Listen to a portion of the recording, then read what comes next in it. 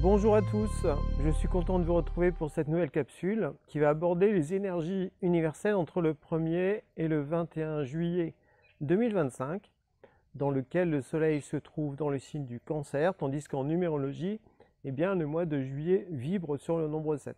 Voilà. Donc on va essayer de voir qu'est-ce qui peut caractériser cette période.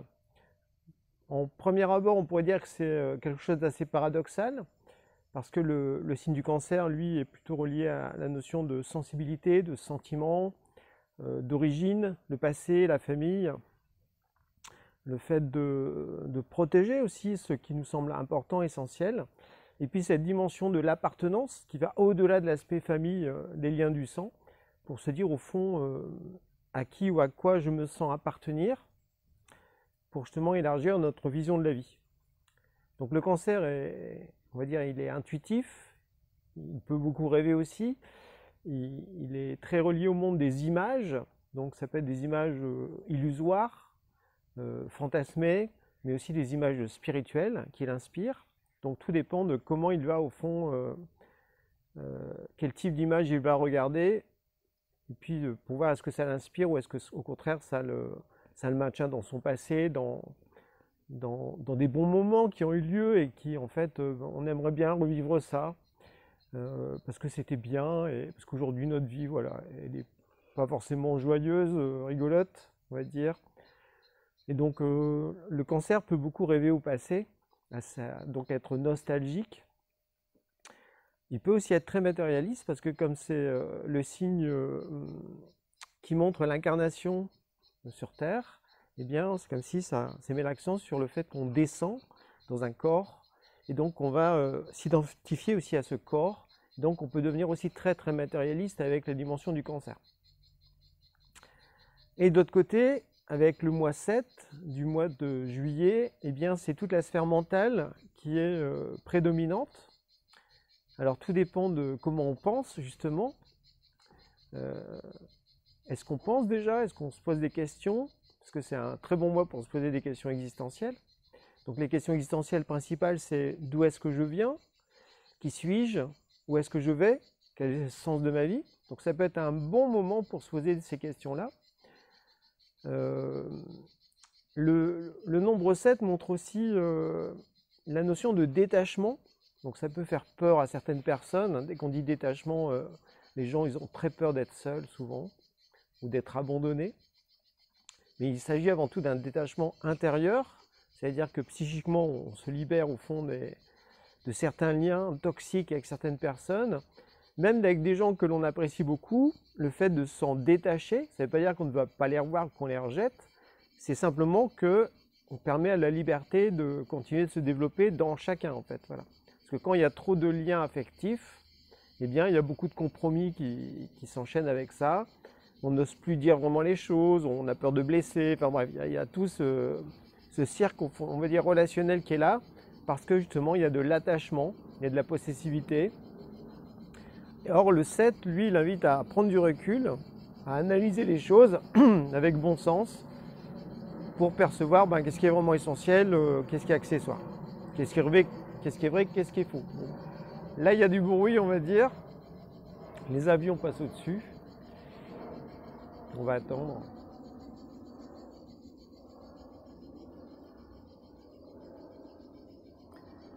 Donc le nombre 7, comme ça touche la dimension mentale, eh bien ça dépend de notre vision de la vie et de notre vision de l'être humain.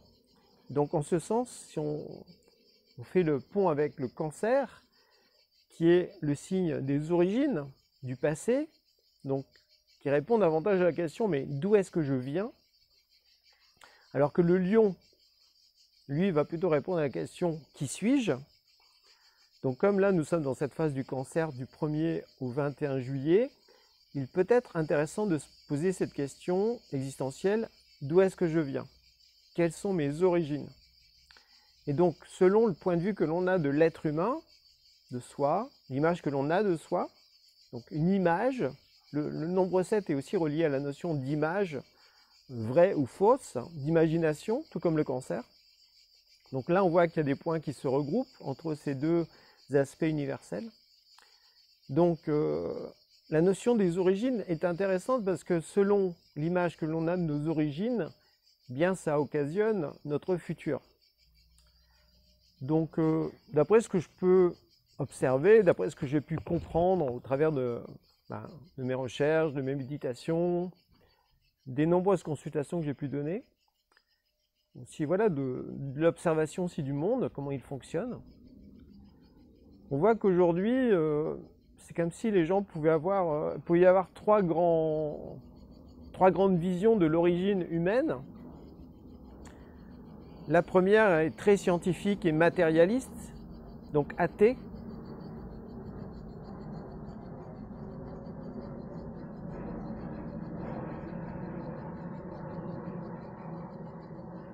Je me trouve dans le sud, tout près de Marignane, donc il y a un aéroport, donc voilà, c'est selon le sens du vent, les avions décollent ou atterrissent dans une certaine direction. Voilà. Donc, première vision, l'être humain, c'est qu'un corps physique. Donc c'est la science matérialiste, athéiste, avec derrière ça la vision de Darwin, en fait, l'homme descend du singe. Donc là, notre origine, c'est quoi? On est dans une famille, on a un corps, on a des gènes, et en fonction de nos gènes, soit on est intelligent, soit on est idiot, soit on a des facilités pour certaines choses ou pas, mais tout ça, c'est dans les gènes. Et bien sûr, quand on meurt, après, c'est le néant, il n'y a plus rien.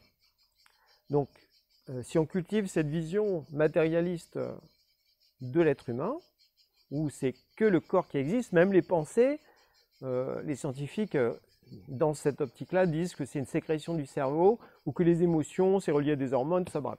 Tout est toujours relié au corps physique, aux organes. Donc il n'y a même pas la notion d'âme ou de psyché là-dedans, hein, ou encore moins d'esprit. Non, l'être humain, c'est qu'un corps, c'est qu'une mécanique. Et donc, d'où le fait qu'après, cette mécanique, on veut la faire perdurer avec, en implantant des puces, en se reliant à l'ordinateur, à l'IA, tout ça. Voilà, bref, tout ce qu'on voit dans les films de science-fiction, c'est dû au fait que voilà, cette vision de l'être humain, des origines de l'être humain, c'est juste un corps. Et ce corps, il peut être entre guillemets immortel si on lui donne, si on le nourrit, si on met une puce, enfin bref, tous ces trucs-là que l'on voit de plus en plus en fait dans notre monde. Donc, comme dans cette vision, l'être humain c'est qu'un corps, il n'y a pas de moralité, il n'y a rien. Donc les gens sont très égoïstes. Et puis en plus, il y a la certitude qu'ils ne peuvent pas changer. Parce que c'est dans les gènes, ils sont comme ça. Voilà. S'ils sont quelqu'un de bon, c'est dans les gènes. S'ils sont quelqu'un de méchant, c'est dans les gènes. Mais en fait, il n'y a pas de changement possible. Donc c'est très réducteur. Bien sûr, ça gomme totalement la dimension spirituelle, divine. Donc, si vous regardez cette vidéo, c'est que vous n'êtes pas dans cette partie-là, mais c'est bien de voir qu'il y a quand même beaucoup de gens qui ont cette vision de l'être humain. Deuxième vision, on va dire, c'est la vision psychologique, où là, l'origine, c'est familial, en fait. Voilà. On est dans une certaine famille, on hérite de certaines qualités, certaines facilités, certains traits de caractère, des parents, des grands-parents, etc. Donc là, il y a une notion de psychogénéalogie qui vient. Il peut y avoir dans cette dimension psychologique la notion de religion, donc qui vont entraîner qu'on croit à certaines choses. Donc, si on est né dans une famille chrétienne, on croit qu'on n'a qu'une seule vie, parce que c'est ce que dit l'Église catholique. Et donc, il faut qu'on fasse de bonnes œuvres, il faut qu'on se comporte bien pour que justement après on aille au paradis.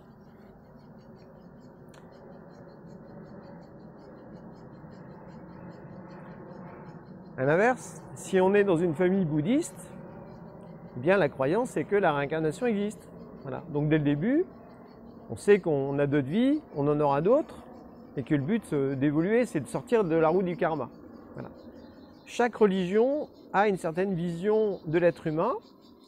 Dans tous les cas de figure, normalement, une bonne religion apporte un côté moral, éthique, en fait, à l'être humain.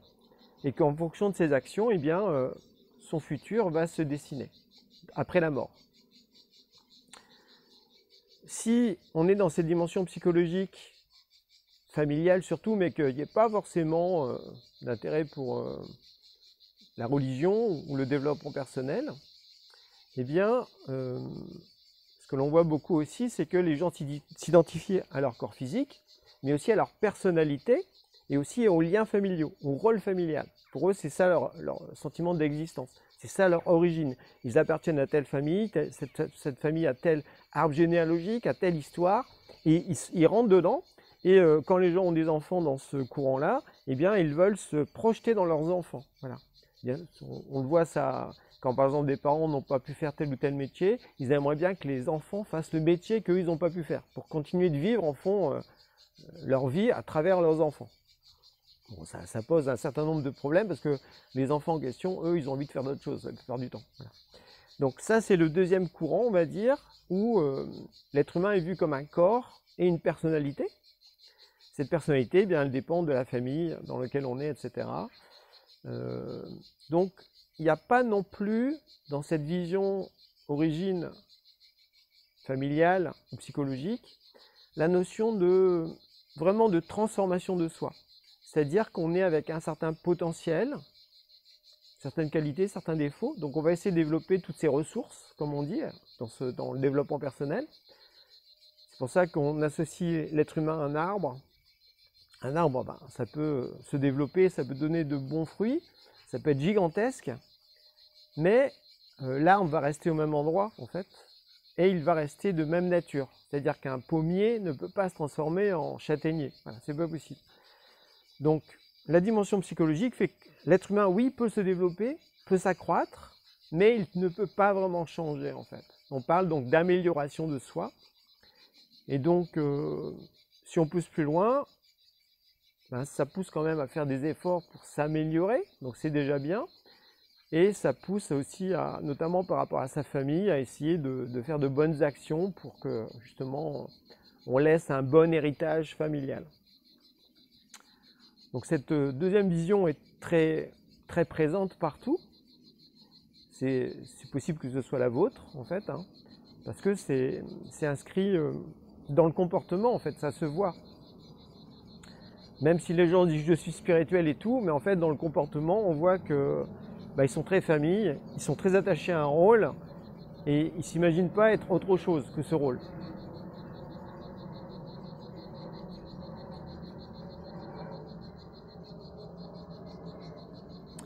Et la troisième voie, la troisième vision des choses, des origines, c'est que l'être humain vient du monde spirituel.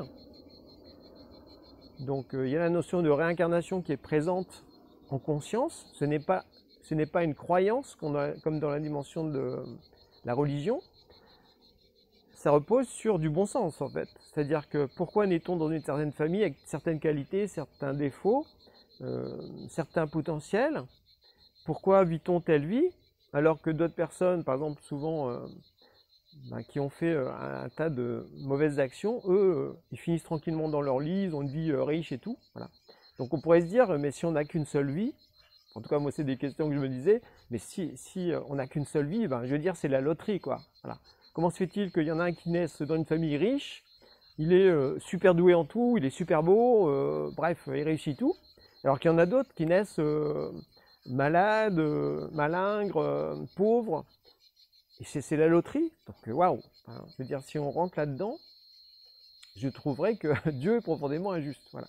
Mais si on rentre dans l'idée que dans cette vie, on récolte ce qu'on a semé dans les vies passées, et que dans cette vie, on va semer pour notre prochaine existence, les choses prennent tout à fait une autre tournure en fait. Voilà. C'est-à-dire que notre vision de l'être humain s'élargit, donc on sait, quand on a une dimension spirituelle, que l'on vient du monde spirituel. On est incarné dans cette vie dans un certain corps, avec une certaine personnalité, ok, mais on est avant tout un esprit qui, lui, peut se transformer, peut évoluer, peut changer, peut transformer la personnalité, justement, pour devenir meilleur, et puis révéler des aspects totalement inédits. Cette dimension spirituelle, on peut la ressentir quand, par exemple, on est dans une certaine famille, et puis on est attiré par des sujets, mais qui ne sont pas du tout familiaux. Voilà. Donc, généralement, quand on s'intéresse à la spiritualité très tôt, les parents, ils ne sont pas forcément ouverts à ça. Et donc ça la surprend parce que ça ne correspond pas au bagage familial. Ça veut bien dire que quand on s'incarne dans une famille, eh bien effectivement les parents, du point de vue spirituel, en tout cas d'après ce que j'en comprends, les parents nous aident à réengrammer, à récupérer notre karma des vies passées, notamment pendant les 3 premières années d'enfance. Parce qu'en fonction de ce qu'ils vivent eux, eh bien en tant que bébé, en tant qu'enfant, on va réengrammer des schémas. Des schémas relationnels, des schémas d'existence, des schémas de reconnaissance, bref.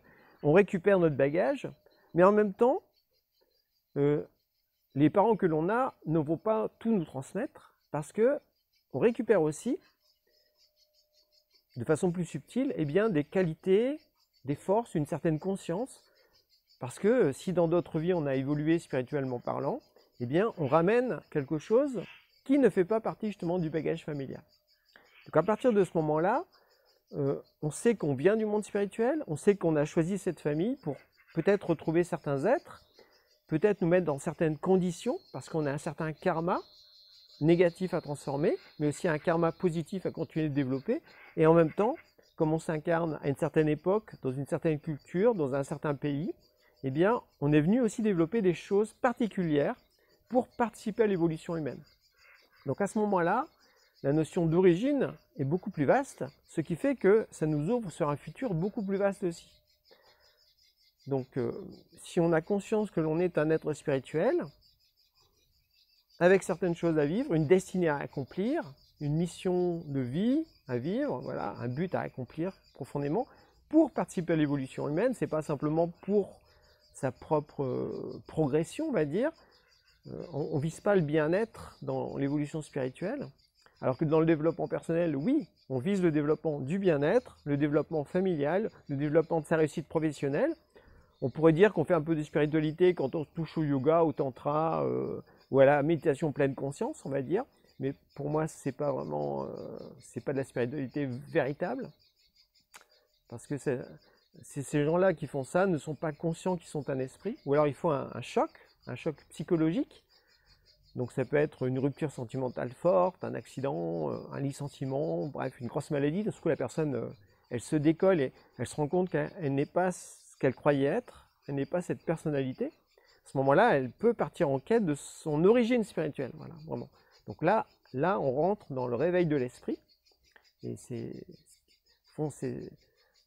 ce qui devrait arriver à toute personne aujourd'hui, mais comme on est dans un monde hyper matérialiste, avec beaucoup d'insécurité, beaucoup de mensonges, beaucoup de fausses images, d'illusions, de rêves, tout ça, eh bien, c'est pas si évident que ça de se réveiller. Ou alors, et même quand les gens se réveillent, eh bien, ça peut leur faire peur, parce que d'un coup, ils peuvent se rendre compte que une partie de leur vie, voire toute leur vie, est fausse, parce qu'ils ont joué un rôle. Et donc, est-ce qu'ils acceptent de se remettre en question? Donc ça nécessite du courage. Est-ce que la personne est courageuse pour accepter au fond d'ouvrir ses portes de la conscience, de l'esprit en grand? Ou est-ce que ça lui fait trop peur, elle les referme, puis elle veut revenir comme avant en oubliant tout? Il y a plusieurs cas de figure. Quand les gens vivent un réveil, soit ils vont entrer dans cette quête de vérité, cette quête des origines, de qui ils sont, de leur destinée. Ils veulent se souvenir de pourquoi ils sont sur Terre à ce moment-là. Soit ils referment carrément la porte, parce que c'est trop insupportable, parce que ça remet trop en question toute leur vie matérialiste et familiale et égoïste au fond. Ou soit le réveil n'a pas été suffisamment fort pour que l'esprit émerge. À ce moment-là, la personne peut faire une thérapie par exemple, ou peut s'engager dans le développement personnel pour aller mieux. Voilà. Mais le but c'est d'aller mieux en fait. C'est de retrouver un état de « ouais c'est sympa, la vie est bien », tout ça. Mais est-ce que je me soucie de l'évolution humaine, du futur de la Terre? En fait, pas vraiment. Voilà. Donc, selon l'image que l'on a des origines, donc ça peut être un point intéressant à se questionner durant cette période entre le 1er et le 21 juillet. Ouais, quelle est mon origine? En fait, d'où est-ce que je viens? Et en fonction de ça, quelle image j'ai de moi, de l'humanité, et de ce fait, quelle responsabilité ça implique pour la création du futur, en quelque sorte. Donc c'est un sujet qui me semble intéressant durant cette période estivale, où justement tout est fait pour qu'avec la chaleur, les vacances, tout ça, que tout le monde s'éclate partout, alors que le nombre 7 invite plutôt à rester concentré sur l'essentiel, à ne pas perdre conscience. Et le cancer, plutôt que de rêvasser à une vie meilleure, mais qui est égoïste au fond, eh bien, il peut se poser des questions pour mieux comprendre son origine, saisir qui il est. Encore que le qui suis-je, ça viendra, comme je le disais, avec le soleil en Lion. Là, c'est plutôt, je me sens venir de quelle origine, en fait. Voilà. C'est le sujet qui me semble intéressant durant cette période de juillet. Donc, c'est ce que j'avais envie de vous partager pour cette vidéo. Bah, écoutez, je vous souhaite à présent une bonne réflexion, une bonne période estivale et au plaisir de vous croiser dans une prochaine capsule. Bye bye!